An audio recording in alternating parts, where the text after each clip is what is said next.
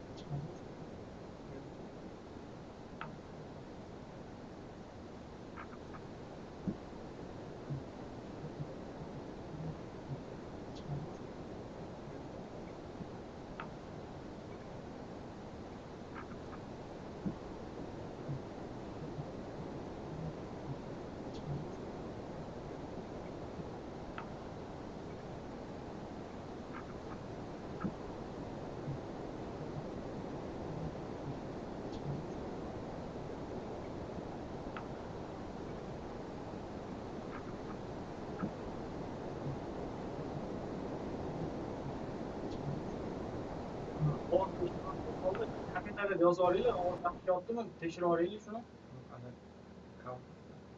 Ha, cover boshlamadim bro.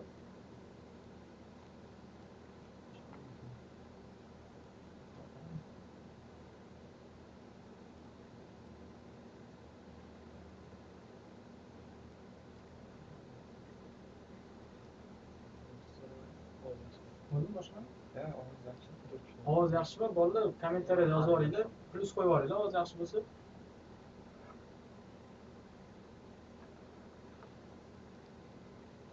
Tiniq boryaptimi ovoz?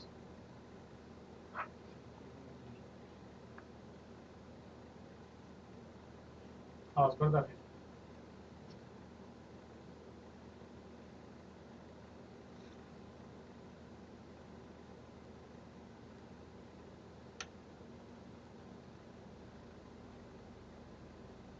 Texnik nosozlik tufayli ozgina ushalib qoldik. Nima so'raymiz? Hozir mikrofonni to'g'rilab olsak boshlaymiz. 2-3 minut uzoq.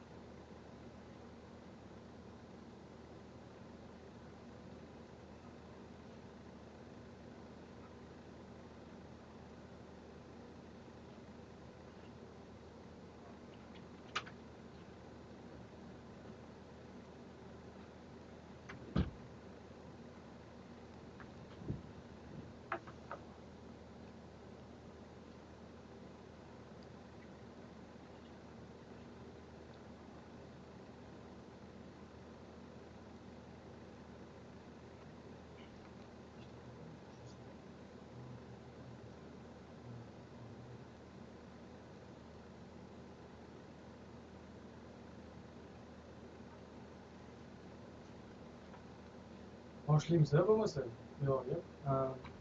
Men Yosh Maslahatchilar Kengashi a'zosi hisoblanaman. Marafonimizga start berishdan oldin sizlarga Yosh Maslahatchilar Kengashi o'zi qanaqa kengashligini ozgina bo'lsa ham tushuntirib o'tmoqchiman. Yosh Maslahatchilar Kengashi 2021-yil 1-iyun sanasida Yoshlar ijod saroyida bugungi Kreativ parkda tashkil topgan. Bunda O'zbekiston Respublikasi Oliy Majlis Qonunchilik palatasi deputatlari, bola huquqlari bo'yicha bolalar ombudsmani qatnashib va Yosh Maslahatchilar Kengashini rais va hamraislarini saylashgan. Endi sizlar rais kim deb qiziqishinglar mumkin. Raisi nizomda keltirilgandek O'zbekiston Respublikasi Yoshlar ishlari agentligi direktori, Shaxmat federatsiyasi raisi Alisher Zafarovich hisoblanadi. Maqsad kengashda asosiy maqsad g'oyalari bo'ladi. Biz ham shuni sizlarga ozgina bo'lsa ham shu marafondan foydalanib aytib o'tmoqchimiz. Kengashning asosiy maqsadi talabalar bu zamonaviy jadidlar degan g'oyani oldimizga surganmiz. Sababi jadidlarimizni hozir trendga chiqqan, hammanglar bilasizlar. Jadidlar millat ozodligi uchun kerak bo'lsa jonni fido qilishgan. Jonni tikib bo'lsa ham kurashishgan shu yo'lda. Biz ham millatimiz kelajagi bo'lgan biz yoshlarni xudo xohlasa yaxshi ishlab, o'z ustimizda ishlab, shunaqa marafonlar qilib, loyihalar qilib, yo'lini topolmayotgan yoshlarni yo'l ko'rsatdi. Maqsadsiz yoshlarni maqsadli yoshlar bilan birgalikda qilib, ularni yo'lini topib, o'z iste'dodini ro'yobga chiqarish uchun shunaqa loyihalar uyushtiryapmiz. Maslahatchilar Kengashi birinchi bo'lib murojaatlardan ishini boshlagan. 2021-yildan agentlikka kelayotgan barcha murojaatlarni mas'ul a'zolar ko'rib chiqishgan. Har bir viloyatga alohida koordinator, kuratorlar saylanib, ular ko'rib chiqishgan. Kontrakt masalasi bo'ladimi yoki kelajak kasblari, zamonaviy kasblarga o'qiyman deb har xil fuqarolar murojaat qilib kelgan, ularning murojaatlarini belgilangan tartibda o'zlari hal etishib, shu murojaatlar bo'yicha ishlashgan. Ayni damda biz уже amaliy mashg'ulotlarga o'tyapmiz. Ko'rgan kanalimizga obuna bo'lib ko'rgan bo'lsanglar, mana kuni kecha kitob najot loyihasi bo'lib o'tdi Yoshlar ijod saroyida. Bu loyihamiz aynan kitobga yo'naltirilgan. Bundan oldin Instagramlarimizni kuzatsanglar, masalan, huquqiy savodxonlik loyihalarini ko'rishinglar mumkin. Inshaalloh tanlovini e'lon qilganmiz. Mana bugun SAT marafonini e'lon qildik. SAT marafoni nima uchun tashkillashtirildi? Asosiy g'oya va maqsadi nima? Buni hozir kengashimizni loyihalar bo'yicha mas'ul a'zosi Baxmanyor Adhamjonov tushuntirib beradi. Rahmat.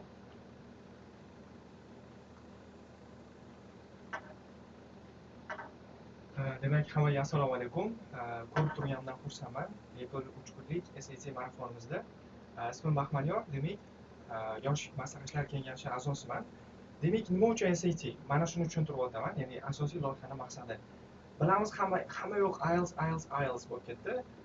SAT orqada qolgandek bo'ldi. Bizda e'tibor bergan bo'lsangiz, iyun oyining boshida aynan SAT, ya'ni IELTS marafon, ya'ni mega show bo'lib o'tdi Xalqlar do'stligi saroyida. Va bizda g'oya kelib qoldi. Nima uchun SAT emas? Esingizda bo'lsa, davlatimiz rahbari, prezidentimiz ishtirokida, yoshlar o'sha ishtirokida demak uchrashuv bo'lib o'tganda davlat rahbari o'zlari aytib o'tdilar. Ya'ni agar SATdan bir talaba 75% dan, ya'ni o'sha imtihon 75% ni qo'lga kiritadigan bo'lsa, o'zimizni davlat universitetlarimizga grant asosida o'qishga kiritamiz degan demak g'oya kelib chiqdi. Shundan biz ham ilhomlanib, demak 3 kunlik o'zimizni O'zbekistonda tanilgan 3 ta eng katta mentorlarimiz bilan bepul demak marafon o'tkazmoqchi bo'ldik. Demak, bugungi birinchi spikerimizni tanishtirib o'taman. 4 yil tajribaga ega, 100 dan ortiq 1400 ball olgan o'quvchilari hamda 30 ga yaqin taxminan 1500 balldan va undan yuqori demak natijalarga erishgan o'quvchilarni tarbiyalagan ustoz Abdulaziz Sharopovga navbatni beraman. Ular bugun sizlar bilan SAT ni writing bo'limi bilan tanishtirib chiqadilar. Abdulaziz aka.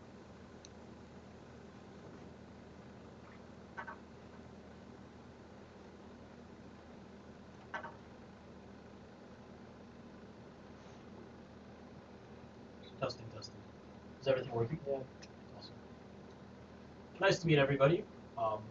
First of all, I would like to say thank you very much for coming here. This is our SAT marathon. We are going to be having 3 sections of the marathon. There's going to be the SAT writing section, what I like to call SAT grammar.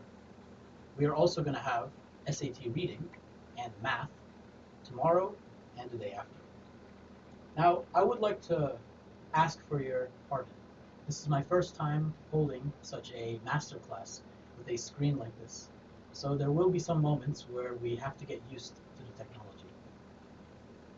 When it comes to changing slides, I think I can just say next slide, and then the team will hopefully move over to the next slide. We can skip this slide. We'll move on over to the next one. All right. Go back. Yeah. So we're not going to be going into sweet talk. We're not going to be having any long introductions. Let's get straight into the lesson. Before we do start, I want you to make sure that you have a copybook in front of you. Have a notepad so that you can take notes, and so that you can answer questions. All right. While you go and get your notepads or copybooks, I'm going to explain the content for today's lesson. The SAT has many different question types, and our goal is to identify the question type of the question, then use the strategy for that question type in order to answer the question. Now, there are over 10 question types for the grammar section. For our masterclass, I decided to take the 4 most prominent question types, the ones that appear the most. Today we are going to look at verb tense, modifier placement, punctuation marks, and transition words. And then at the end, I'll give you an opportunity to take some notes. All right, let's begin with verb tense.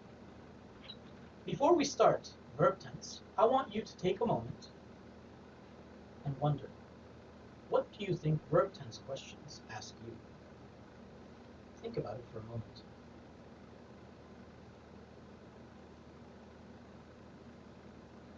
All right, verb tense questions are going to ask you about the tense of the verb.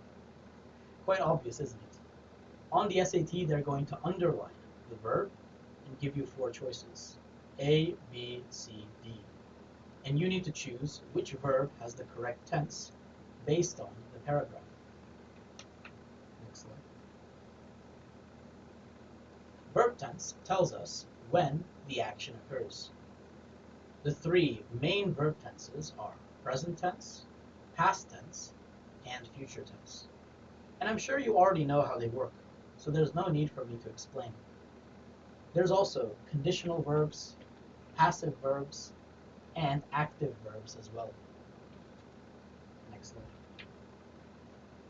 So what exactly is the strategy for verb tense? For verb tense, we want to match nearby verbs. What does this mean? Let's say you have a verb tense question, and there will be a paragraph. You need to look through the entire paragraph and identify the nearby verbs. Figure out what verb tense they are. Our answer will be the exact same tense. Let's take a look at this example. After he lost one presidential election, Thomas Jefferson runs again, defeating John Adams. Now that example doesn't really make sense. Remember, he said he lost the election. That's in past tense. But our answer is present tense? No. That's why it's incorrect. Now let's take a look at the correct answer. After he lost one presidential election, Thomas Jefferson ran again, defeating John Adams. Now it's correct.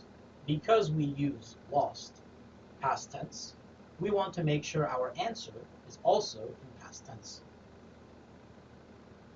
Next tip. Guys, what are you doing? Guys, please go back. Thank you very much.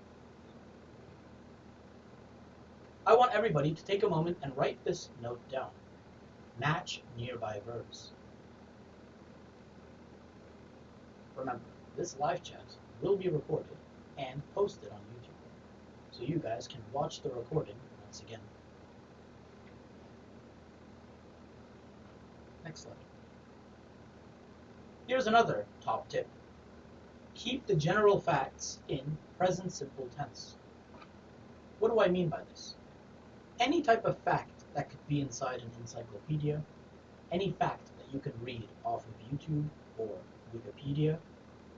These general facts need to be in present simple tense. For example, black bears commonly grew to an adult weight of 200 pounds. This is a fact, and because it's a fact, we want to keep it in present simple.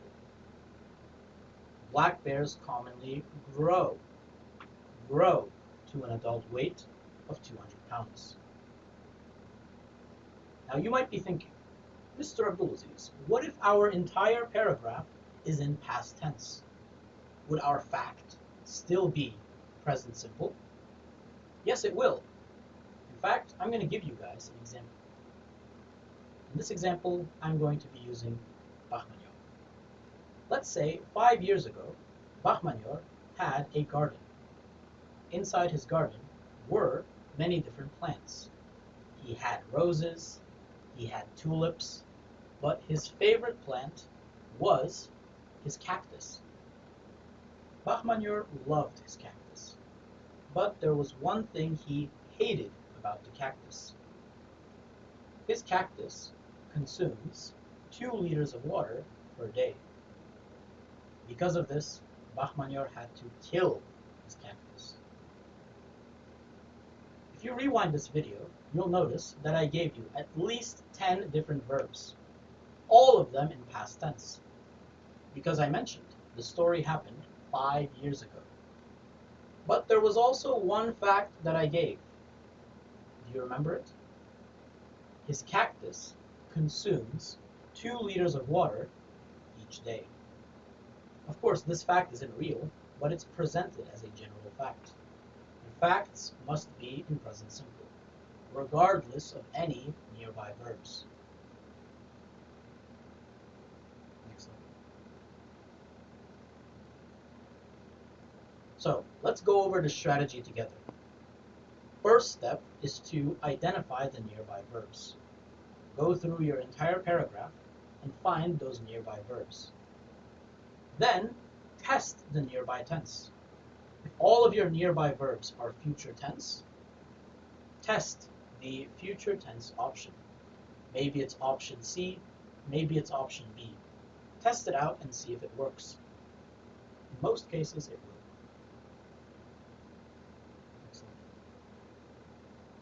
Now, I want you guys to try testing this strategy. Here on the screen, I have 6 examples for you.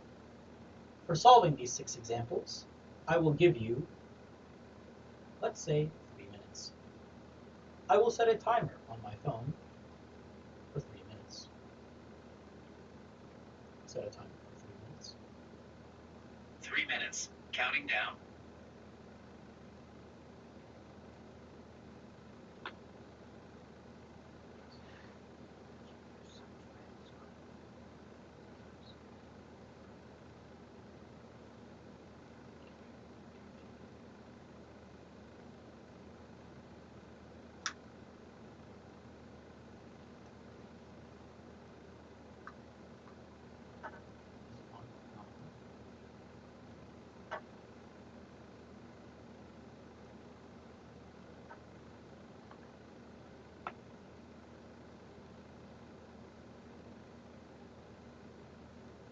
Two minutes remaining. 2 minutes.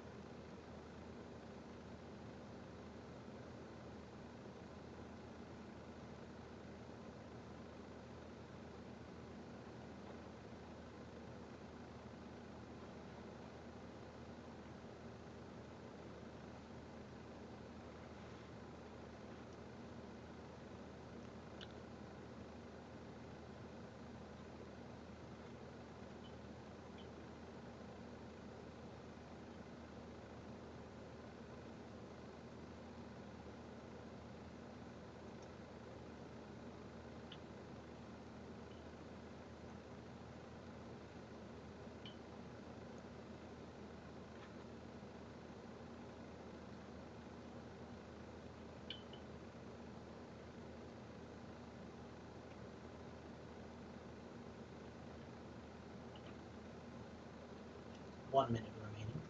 1 minute.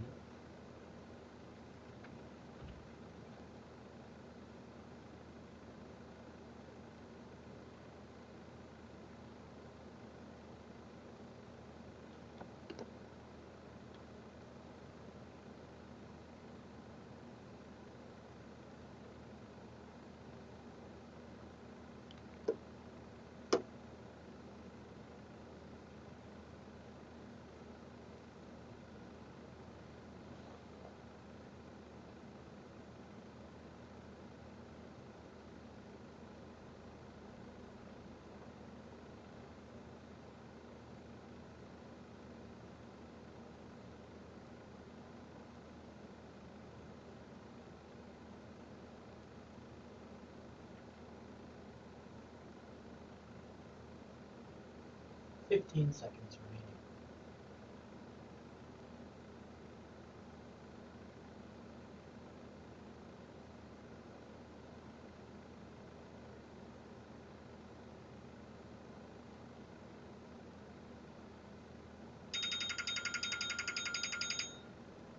Hopefully, everybody has finished solving these 6 questions. Even if you haven't finished, we gotta continue. Let me open up the questions on my iPad. Starting with question 1. Remember, the strategy was identify the nearby verbs. The nearby verb that I see here is discovered. When Christopher Columbus and his crew discovered America. Because discovered is in past tense, we will choose the past tense option. Welcomed. Welcomed in past tense. Question 2. Here the nearby verb is considered. Because is in present tense, we are choosing the present tense option. Include in present tense. Now you might be thinking, Mr. Abdulaziz, what about the word considered? Remember, here they're giving you the answer in passive voice. It's passive present tense. We want to focus on the word is. If they said was considered or will be considered, then the tense would change. Question 3. Consists. Consists is our nearby verb. Because it's in present tense, we will choose the present tense option. Your answer is hunt. Hunt in present tense. Question 4. Finally, here we have was decorated. It's in passive voice as well, but we focus on the word was. Was decorated. This is in past tense, and we are choosing the past tense option. Has becomes had. Had in past tense. Question 5. Here they tell us Jane cleans. Cleans is in present tense. That's why we are choosing mows. Mows is our answer. And finally, question 6. Here our nearby verb is bought. Bought is in past tense. That's why we are choosing impressed. Impressed in past tense.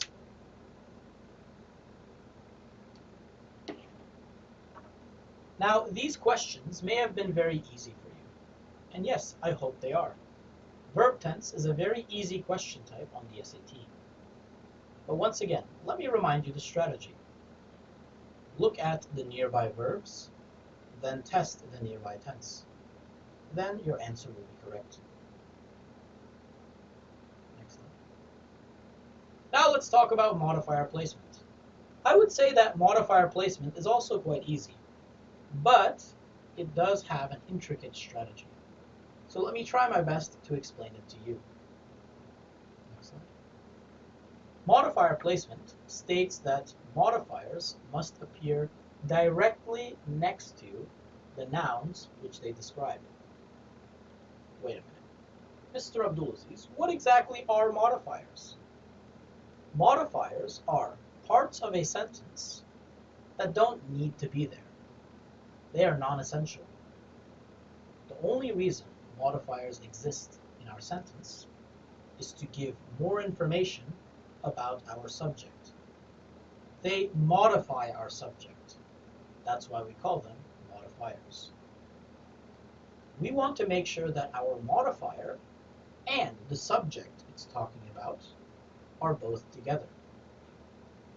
Let me give you an example.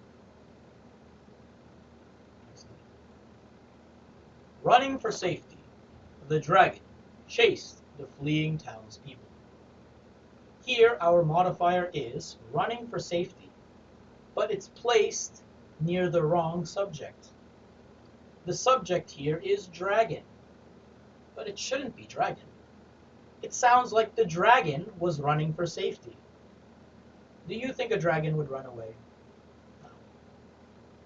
Here, who is actually running? Is it the dragon or is it the townspeople? Most logically, it's the townspeople. That's why we need to put running for safety next to the townspeople. Let's read the correct answer. Running for safety, the townspeople fled from the chasing dragon. Now that sounds a lot better.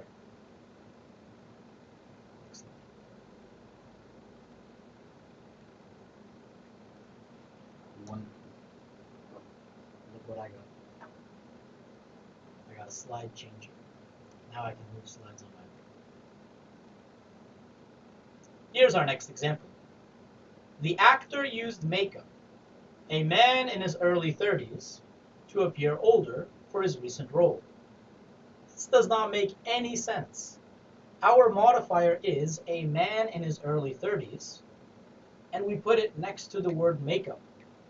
It sounds like makeup is a man in his early 30s. Let's change that. Who is actually a man in his early 30s? Well, it's the actor. So we want to put the modifier next to the actor. Let's read the correct answer. The actor, a man in his early 30s, used makeup to appear older for his recent role. Now that sounds much better. We need to take the subject and the modifier and put them next to each other. Next slide.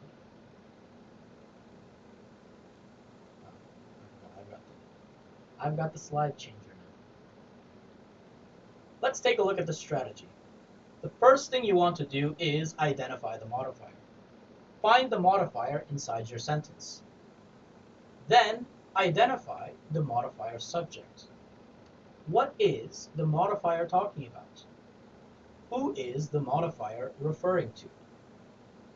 Once you know both the modifier and the subject, choose the option that puts both of them together.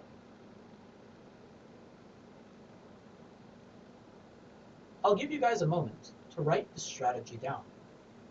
Write it down inside your copybooks.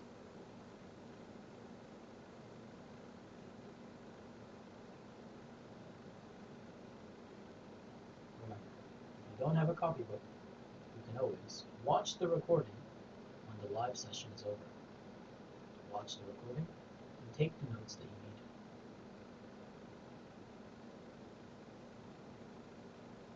Now let's use the strategy in some examples.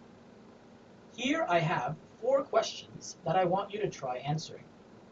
Remember, you have to find the modifier, then find its subject. Choose the option that puts both of them together. For this exercise, I'll give you a solid 3 minutes. Set a timer for 3 minutes. 3 minutes. Counting down.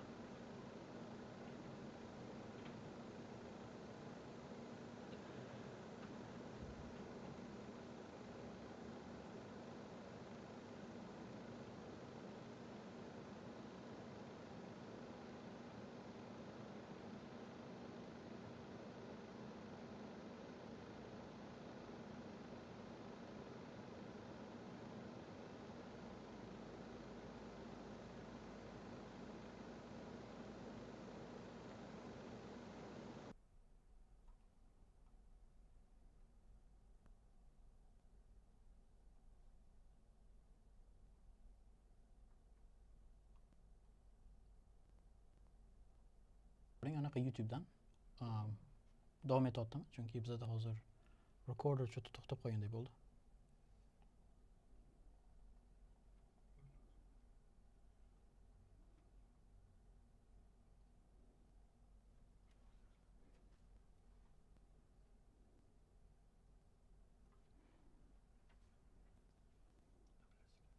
Davom etyaptimi? Yaxshi. You're probably wondering, wow, Mr. Abdulaziz knows how to speak Uzbek? Albatta, o'zbek tilida gapirishni bilaman.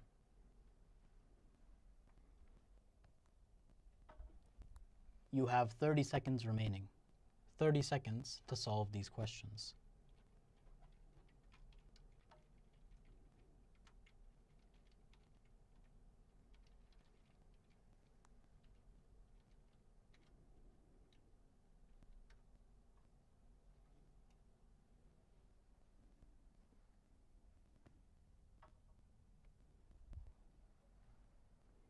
All right, your 3 minutes are now over.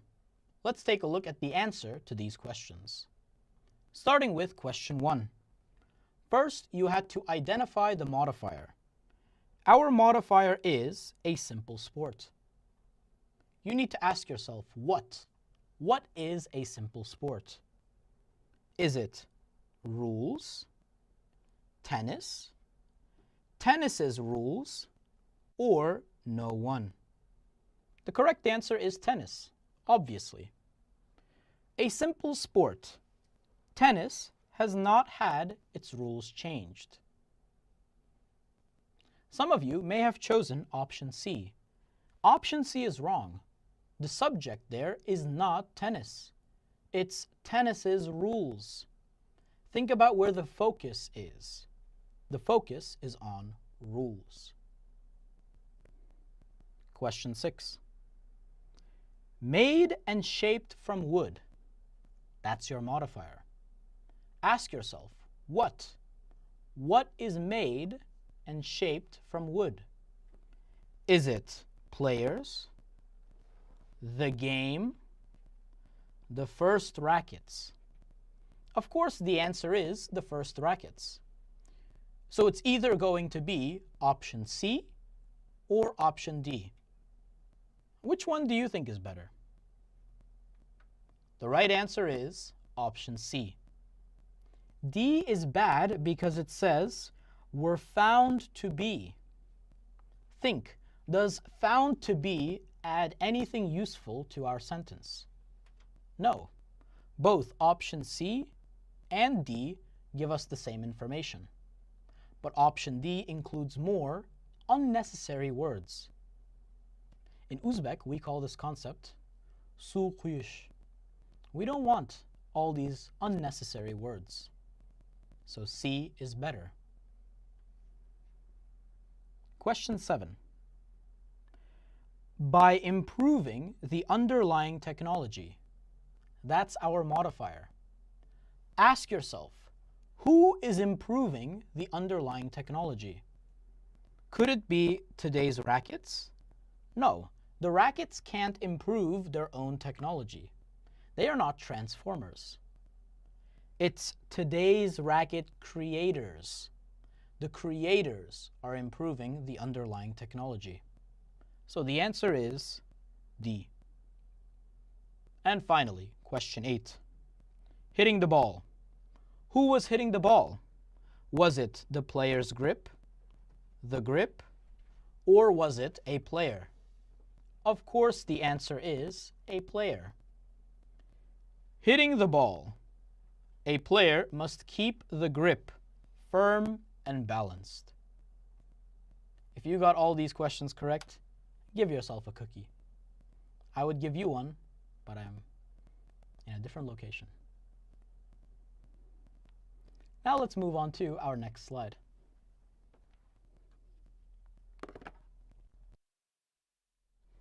We are now going to learn about punctuation marks. I want you to take a moment and think, what are punctuation marks? Of course, these are questions that'll ask you to fix punctuation marks on the SAT.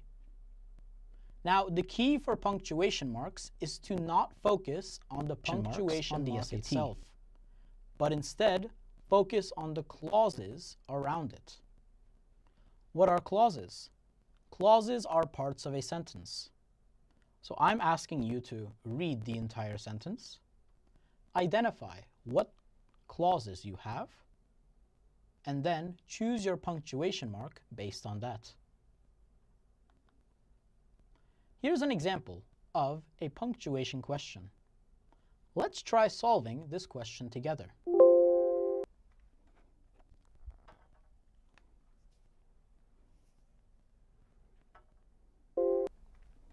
They tell us many common substances found in household items are dangerous to people's health. This is an independent clause because we have many common substances. This is our verb, this is our subject. Then we have are dangerous. Common substances. Are is our main verb. This is our verb. Together with the subject and the verb. Then we have this is a full sentence. Are dangerous. Common substances. Are is our main This verb. is our Afterwards, verb. together with Subject. the subject and the verb. Experts. Then we know have this is a a full sentence. Experts. Are dangerous. Common substances. substances. Are is our main This verb. is our Afterwards, verb. together This is our with the subject. subject They make and the verb. experts. Then know we this have is a are. full sentence. Experts. Are dangerous. Common substances. substances. Are is our main This verb. is our Afterwards, verb. together This is our with the subject. subject They make and the verb. experts. Then know we this have is are. full Or I can sentence. use Are a dangerous common substances. substances. Are Are is our main This verb. is our Afterwards, verb. together with the subject. subject They make and the verb. experts. Then we know have this is are. Or I can use Are dangerous common substances. Are is our main This verb. is our Afterwards, verb. together with the They subject make and the verb. experts. Then know we this have is are. Or I can use are dangerous substances. Are is our main. This is our. What punctuation mark should I use when I have one independent, one dependent? What should I do if I have two independents? Well, let's look at these clause combinations together. So, let me first clarify. An independent clause is a part of the sentence that could be its own sentence. That's why we call them independent. They must have a subject and a verb. A dependent clause is literally everything else. Anything that's not an independent clause, we call it dependent. Remember, dependent clauses cannot make their own sentences. So if I have one independent clause, then a dependent clause, I need to use a comma. If I have a dependent clause first, then independent clause, doesn't matter, still a comma. But if I have two independent clauses, that means I have two sentences. I can't use a comma here. I need to use a full stop to separate them into two sentences. But if full stop is not provided, you are also allowed to use a semicolon. Both options are interchangeable. They are both considered correct. Now you might be thinking, Mr. Abdulaziz, what if the SAT gives me two options? Option A, full stop, and option B, semicolon. That won't happen. On the SAT, they will give you one or the other.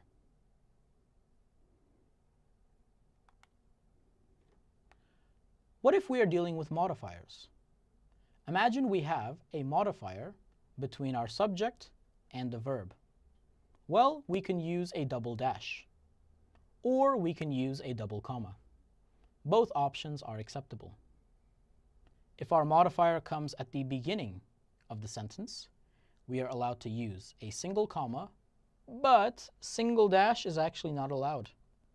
So you want to make sure this one you don't choose. A single dash has a different meaning. What is the meaning of a single dash? Let's take a look. As you can see over here, we have an independent clause which is presenting a list. An independent clause presenting an example or an explanation. Whenever we are presenting information, we need to use a colon. I'm sure everybody here understands how to use a colon. But one thing you need to make sure, the part before the independent clause has to be independent. It has to be its own standalone sentence. And this was also what I'm telling you before. Single dash. This is what a single dash is used for. You cannot use it to connect a modifier. So this final example you see here, cross it out. So, what's the strategy for punctuation? Step 1 is to read the entire sentence. Then identify the clauses that you have inside your sentence. Choose the punctuation mark, A, B, C, D, that matches the clause combination. For example, if you're dealing with independent plus dependent, use a comma. If you're dealing with independent plus independent, use a full stop. Now let's try testing this strategy. I want you to try solving these two questions on the screen. For both of these questions, I will give you a full 2 minutes. Identify the clause combinations and choose the punctuation mark based on that.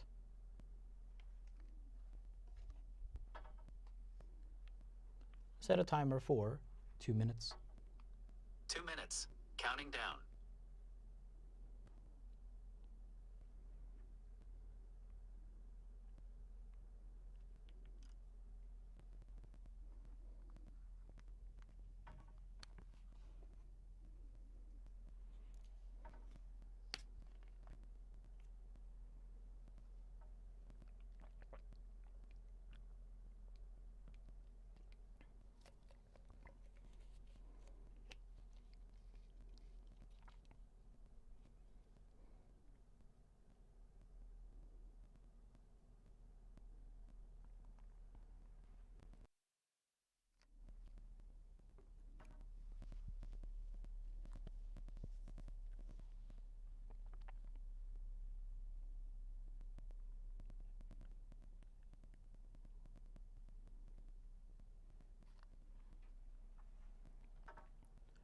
One minute remaining. 1 minute.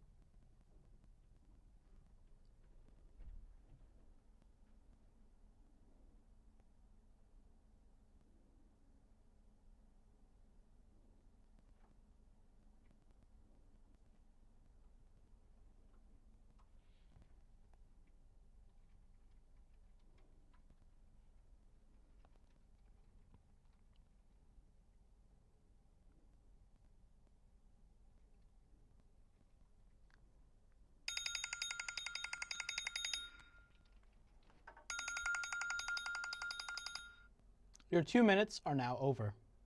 Let's take a look at these questions together. For our first question, they tell us, far less is known about it during the Depression in 1930s. Okay. Far less is known. That is our independent clause. Far less is the subject. Is our verb. Afterwards, they tell us the market for their work. The market for their work is the subject. Disappeared. Disappeared is the verb. Subject plus verb equals independent. So here I have two independent clauses. I should either use a full stop or a semicolon. Let's see which of these options exist.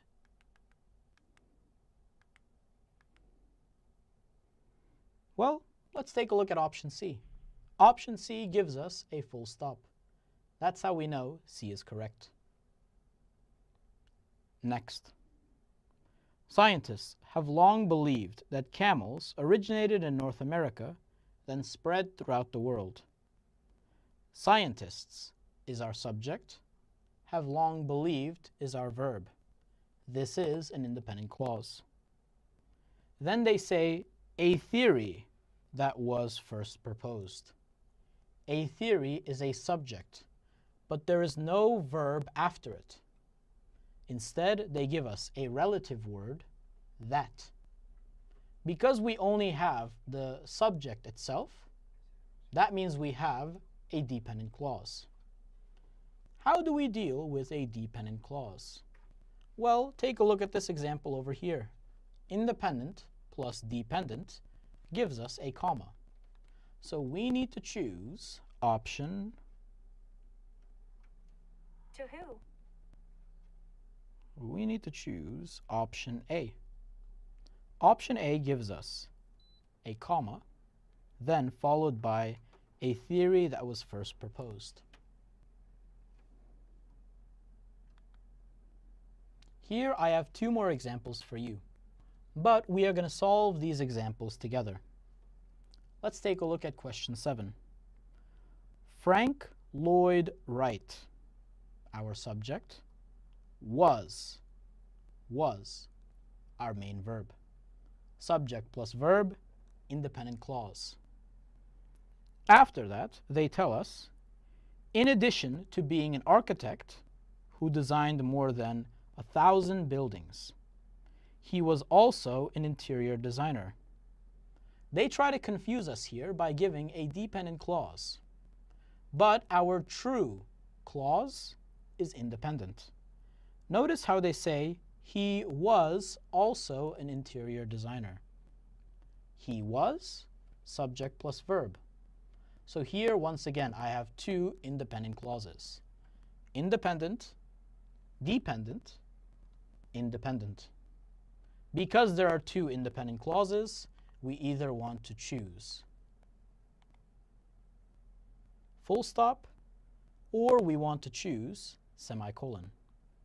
Let's see which option we have. Option C is once again correct. Option C gives us a full stop that separates both sentences. Let's take a look at take a look at option C.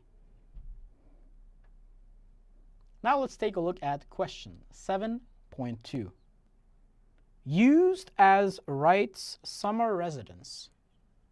There I only have a verb, used. There is no subject. Because it's just the verb, I know that this is a dependent clause. After that, we need to choose the option that gives us a comma plus an independent clause. This would be option D. Option D says, it is considered. It, subject, is, verb. That's an independent clause. Option D gives us a dependent clause at the beginning, comma, independent clause. Hopefully this was understandable. Punctuation tends to be very difficult for students, but that's only because they focus on the punctuation mark itself. You want to focus on the clauses. First, read the entire sentence, then identify both clauses, then you're able to choose the option that matches the clause combination. This strategy makes everything so much more easy. And I know I didn't give you an opportunity to write down the clause combinations, but this means you just got to rewatch the video. Watch the video once again to write it down.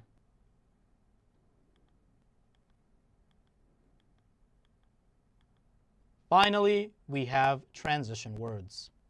Transition words are my favorite question type on the SAT. I want you to take a moment and think. How do these questions work? What are transition words?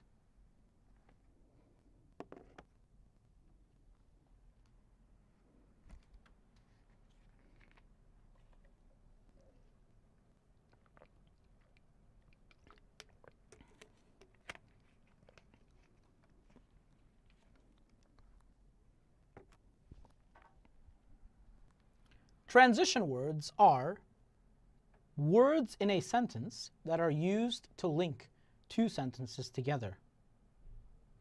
On the SAT, transition words will be underlined, and you need to choose A, B, C, D. Which option provides the correct transition word for the sentence combination? I want you guys to try solving this question over here. Afterwards, I'll explain how the strategy works.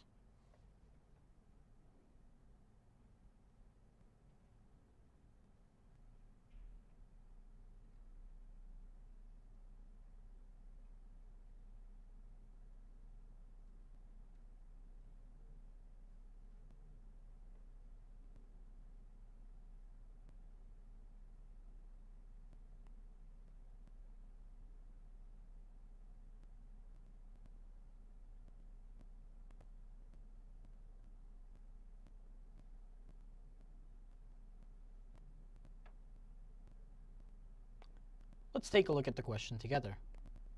Here, the correct answer is in fact, because they start by giving us general information about admissions.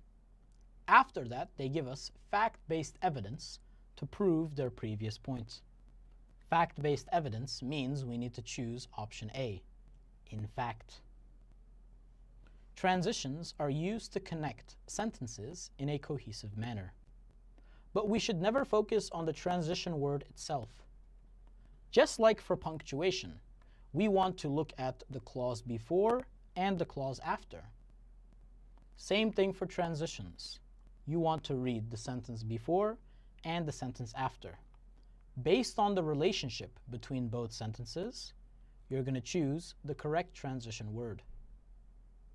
Now you might think that every single transition word is unique, and that every situation has a perfect transition word. But that's actually not the case. There's actually 5 main categories for transition words. If you identify which category you need, you'll just choose the option from that category. Here are the 5 categories: cause and effect, contrast, addition, example, and chronology. You can write this down later. Let's take a look at all the categories. First, we have cause and effect. I'm sure you all know how cause and effect works. It's when the first sentence is the reason for the second sentence. I'll give you an example. He went to sleep with the window open. As a result, he woke up feeling sick. Notice how the first sentence tells you that he went to sleep with the window open. That's the reason why he feels sick in the next sentence. Here we use the transition word as a result. But as a result is not perfect for this situation. In fact, I could change it with another transition word. He went to sleep with the window open. Therefore, he woke up feeling sick. Notice how therefore also works perfectly in this situation. They both work perfect because of our cause and effect category. It has nothing to do with the word itself, but it has everything to do with the category. So if you identify a cause and effect relationship, choose A, B, C, D, the option from the cause and effect category. Here I've even drawn a diagram for you. The first sentence needs to be a cause for the effect in the next sentence. Now let's take a look at contrast transitions. This is when the previous sentence gives you any idea, but the next sentence needs to contradict that idea. If there's a contradiction between both ideas, we're going to use the contrast category. For example, he studied so hard for his examination, but he scored 1,100. This is a contradiction because he studied hard. He should have got a high score. He got a low score, and that's a contradiction. We are choosing but for this reason. Now, but is not the perfect word in this situation. In fact, I could replace but with any other word. He studied hard for his examination. However, he scored 1,100. However works as well. It's not because of the transition word, it's because of the category. If you identify a contradiction, choose any word from the contrast category. Here is a diagram to help you understand. The first sentence needs to be any idea, but the second part needs to provide a contradiction. He studied very hard. He got a low score. Now let's take a look at the addition category. The addition category gives us words like in addition, moreover, likewise, similarly, furthermore. Here, the first sentence needs to give us any type of sentence. It could be a topic sentence, supporting sentence, it could be about anything. But the next sentence needs to be the exact same type of sentence. So if I give a supporting sentence, my next sentence needs to also be a supporting sentence. Imagine, our first sentence talks about the greatness of the Uzbek constitution. And our next sentence gives us another example of how great the Uzbek constitution is. Because they're both the same type of sentence, we need to use one of these addition words. Here's a diagram to help you understand. First, any type of sentence, then the exact same type of sentence. Next, we have the example category, my personal favorite. The example category is when your first sentence gives you general information about a topic.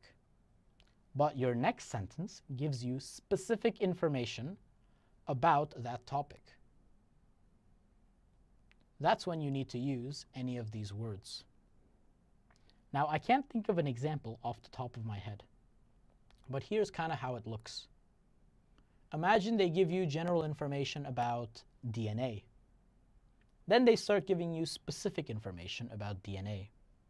That's how you know they're giving you an example. And you need to choose any word from this list. What counts as specific information? They could give you specific names of people or specific names of concepts. They could give you a specific time or date. They could give you a specific location or a venue, or a specific amount, like 6 million, or 24, or 100. Finally, we have the chronology category. The chronology category is when they give you sequencing information, like firstly, secondly, afterwards, finally. This category is used only when the paragraph includes 2 or 3 chronology words. Then you need to choose the chronology option.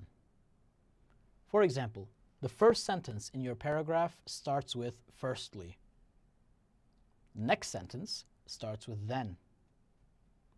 What do you think your answer is going to be? Your answer could be afterwards, finally. It all matters what options are provided. Choose the option from the chronology category.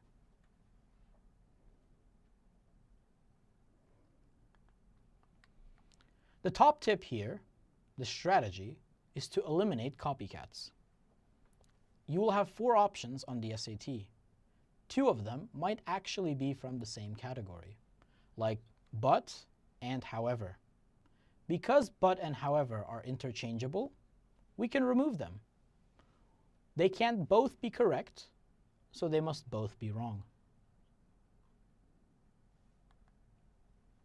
Let's recap on the strategy. First thing you want to do is read the sentences before and after, then identify the transition category. Finally, choose A, B, C, D, whichever option matches your category.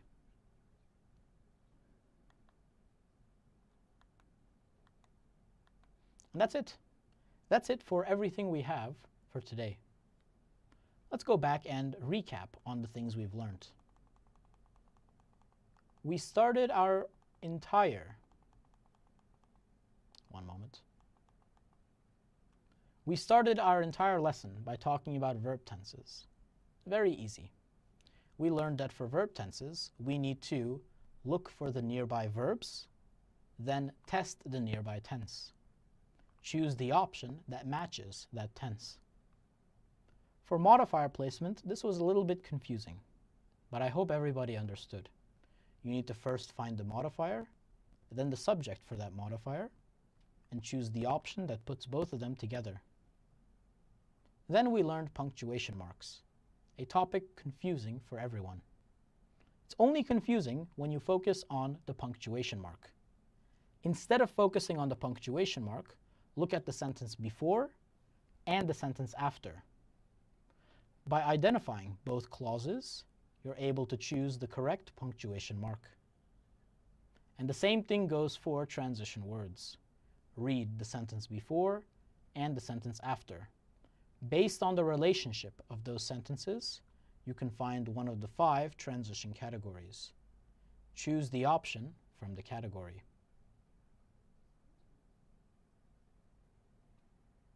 Bahmanyor, is there any final words that you'd like to give?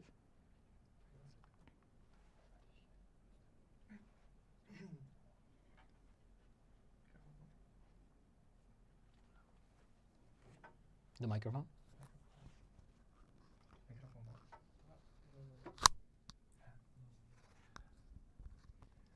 Demak, mana shu yerda birinchi kungi marafonimiz o'z nihoyasiga yetadi. Abdulaziz akaga o'z minnatdorchiligimizni bildirib o'tmoqchimiz.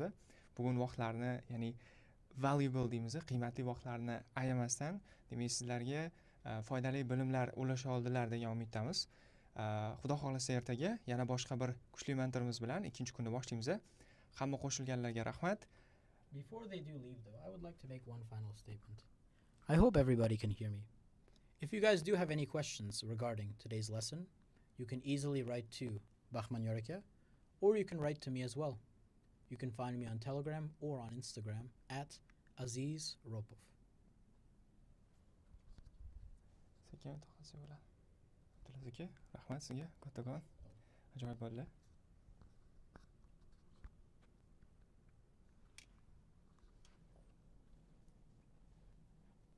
So